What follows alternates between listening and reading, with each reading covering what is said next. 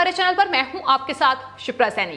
प्रधानमंत्री नरेंद्र मोदी के साथ उद्धव ठाकरे की मुलाकात पर अब महाराष्ट्र के पूर्व मुख्यमंत्री देवेंद्र फडणवीस ने सवाल उठाए हैं। आरक्षण के मुद्दे पर महाराष्ट्र में उद्धव ठाकरे सरकार को घेरते हुए उन्होंने कहा है कि बिना तैयारी के प्रधानमंत्री के पास उद्धव ठाकरे पहुंचे हैं। इतना ही नहीं, देवेंद्र फडणवीस ने यह भी कहा है कि 12 विधायक यानी एमएलसी की सूची का मुद्दा जो पीएम के सामने उठाया गया उसका भी कोई तर्क नहीं है। तो मुख्यमंत्री उद्धव ठाकरे ने आज प्रधानमंत्री नरेंद्र मोदी से महाराष्ट्र में 11 अलग अलग मुद्दों को लेकर बातचीत की।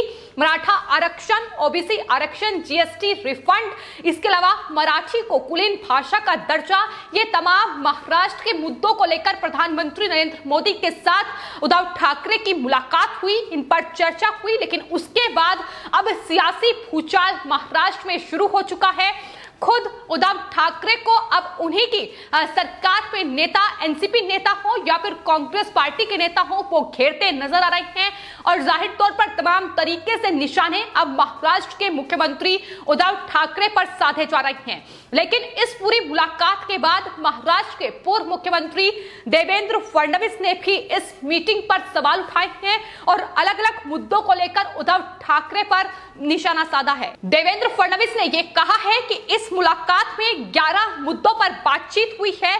इनमें से जो 8 से 9 मुद्दे हैं जिन पर केंद्र सरकार का कोई लेना देना नहीं है, जो कि जाहिर तौर पर राज्य का विषय है, लेकिन वो भी प्रधानमंत्री नरेंद्र मोदी के सामने उद्धव ठाकरे ने रखे हैं। ऐसे में देवेंद्र फडणवीस की ओर से उद्धव ठाकरे पर निशाना साधते हुए ये कहा गया है कि इस मुलाकात में 11 मुद्दों पर चर्चा हुई है, जिनमें से 8 से 9 मुद्दे ऐसे हैं जिन पर केंद्र सरकार का कोई लेना देना नहीं है, वो जाहिर तौर पर राज्य का विषय है, जिसे महाराष्ट्र में उद्धव ठाकरे को हल करना चाहिए था, लेकिन वो प्रधानमंत्री के सामने उठाए गए हैं। देवेंद्र फडणवीस ने उन तमाम मुद्दों का जिक्र भी किया है, लेकिन मुलाकात को लेकर उन्होंने साफ तौर पर यह कहा है कि दरअसल ऐसी चर्चा होनी चाहिए, उन्हें मुलाकात से कोई परहेज नहीं है, चर्चा में कोई हर्ज नहीं है। उनकी तरफ से यह कहा गया कि दरअसल वो पहले भी इस बात की पेशकश कर चुके हैं कि यह मुलाकात होनी चाहिए, जिससे कि महाराष्ट्र में तमाम मुद्दों को लेकर हल निकल पाए। लेकिन जिस तरीके से राज्य का जो विषय है, जो मुद्दे हैं, वो प्रधानमंत्री के साथ इस बैठक में रखे गए हैं, उस पर देवेंद्र फडणवीस ने सवाल खड़े किए हैं। देवेंद्र फडणवीस ने उद्धव ठाकरे सरकार पर यह आरोप लगाया है कि राज्य से जुड़े विषय पर केंद्र सरकार के साथ चर्चा करने पर कोई मनाही नहीं है, लेकिन इसका कोई फायदा नहीं है। जिस तरीके से मेट्रो कारशेड प्रोजेक्ट और 12 एमएलसी की सूची का मुद्दा प्रधानमंत्री के सामने उठाया गया है, इसके अलावा आरक्षण के मुद्दे को लेकर भी देवेंद्र फडणवीस ने उद्धव ठाकरे पर यह आरोप लगाया है कि ओबीसी आरक्षण राज्य सरकार की वजह से रद्द हुआ है। उन्होंने साथ ही यह भी कहा कि स्थानीय स्वराज्य संस्थाओं में अतिरिक्त ओबीसी आरक्षण सिर्फ महाराष्ट्र में रद्द हुआ है और दूसरे जो राज्य हैं देश के, उसमें अभी भी ओबीसी आरक्षण जारी है। उन्होंने कहा कि उद्धव ठाकरे ने अपनी भूमिका सही तरीके से नहीं निभाई है,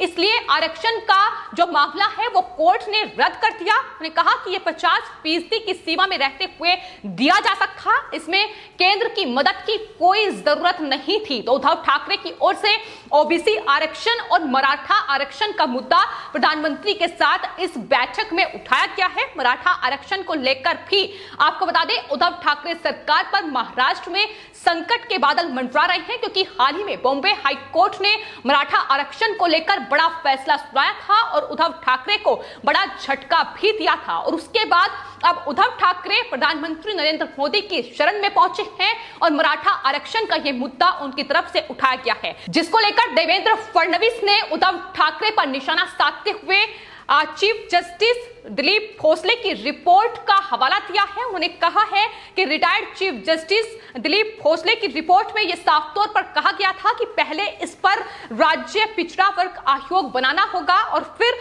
उसकी रिपोर्ट लेकर केंद्र के पास जाना होगा, लेकिन ये सब शर्तें जो हैं ये पूरी नहीं की गई और आधी अधूरी तैयारी के साथ ही उद्धव ठाकरे प्रधानमंत्री से मिलने पहुंच गए, केंद्र के पास पहुंच गए। इस पर भी निशाना देवेंद्र फडणवीस की ओर से साधा गया है। वहीं आपको बता दें, इस वक्त महाराष्ट्र में विधान परिषद में 12 नियुक्तियों को लेकर भी राजनीतिक घमासान जारी है और महाराष्ट्र में विधान परिषद सदस्य की नियुक्ति को लेकर पेंच फंसा हुआ है। उसका मुद्दा भी उद्धव ठाकरे की ओर से प्रधानमंत्री के सामने उठाया गया, जिस पर देवेंद्र फडणवीस ने टिप्पणी करते हुए ये कहा है कि 12 विधायकों की सूची का मुद्दा प्रधानमंत्री के सामने उठाने का कोई तर्क नहीं है। तो साफ तौर पर हर एक उन मुद्दे पर चर्चा देवेंद्र फडणवीस की ओर से की गई है, जो जाहिर तौर पर उद्धव ठाकरे को जिन्हें हल करना चाहिए था, लेकिन वो उन तमाम मुद्दों को लेकर प्रधानमंत्री नरेंद्र मोदी की शरण में पहुंच गए। देवेंद्र फडणवीस की ओर से उद्धव ठाकरे को घेरते हुए यह कहा गया कि महाराष्ट्र में पिछले 6 से 7 महीनों से राज्य सरकार द्वारा नियुक्त किए जाने वाले विधायकों की सूची पर राज्यपाल भगत सिंह कोश्यारी ने अभी तक हस्ताक्षर नहीं किए हैं। इस वजह से इन 12 नामांकित विधायकों की नियुक्ति नहीं हो पा रही है और जिस तरीके से यह मुद्दा प्रधानमंत्री नरेंद्र मोदी के सामने महाराष्ट्र के उप मुख्यमंत्री अजित पवार की ओर से उठाया गया है, इस पर देवेंद्र फडणवीस ने कहा कि प्रधानमंत्री के सामने इस मुद्दे को उठाने का कोई औचित्य नहीं है। ये आखिर क्या केंद्र का विषय है, ये सवाल भी देवेंद्र फडणवीस की ओर से उद्धव ठाकरे से पूछा गया है। तो तमाम उन मुद्दों पर सवाल देवेंद्र फडणवीस की ओर से उठाए गए हैं, लेकिन जिस तरीके से आज प्रधानमंत्री नरेंद्र मोदी से